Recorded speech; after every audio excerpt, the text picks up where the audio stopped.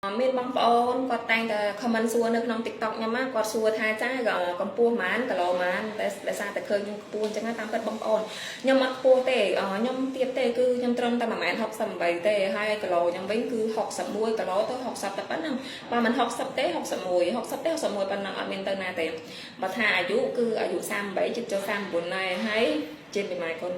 2ចាហើយមិនឆ្ងល់ទេថាមិនបានខ្ញុំកាន់តែចាស់ទៅដោយសារតែយើងអាយុកាន់តែច្រើនហើយយើងមានកូនទៀតវាដូចកំមុំទេសូម្បីតែស្បែកខ្លួនស្បែកមុខឬក៏ទម្រង់ខ្លួនក៏ដែរគឺវានៅដូចកំមុំទេប៉ុន្តែមូលហេតុដែលខ្ញុំហាក់ប្រាណហ្នឹងគឺធម្មតាបងប្អូនដឹងហើយមនុស្សយើងមានកូនណាស្បែកវារៀងជាវារៀងធ្លាក់រៀងអីអញ្ចឹងយើងហាក់ប្រាណគឺដើម្បីឲ្យស្បែកយើងវាហាប់ណែនអញ្ចឹងណាអញ្ចឹងហាក់ប្រាណគឺដើម្បីសុខភាពផងដើម្បីឲ្យស្បែកវាហាប់ណែនផងធម្មតាយើងកាន់តែអាយុកាន់តែច្រើនស្បែកយើងកាន់តែផ្លាស់ប្ដូរហើយបងប្អូនកុំឆ្ងល់ថាមិនបានជិះឃើញខ្ញុំខ្ពស់ចង្កាមកពីខ្ញុំដាក់កាមេរ៉ា TikTok អញ្ចឹងវារៀងនេះតែមិនឃើញខ្ញុំខ្ពស់តាមពិតខ្ញុំក៏1.68ទេបងប្អូនខ្លះក៏អត់ជឿទេក៏គិតថាខ្ញុំ1.7ជាងអីអញ្ចឹងអត់មានទេគឺ1.68ទេ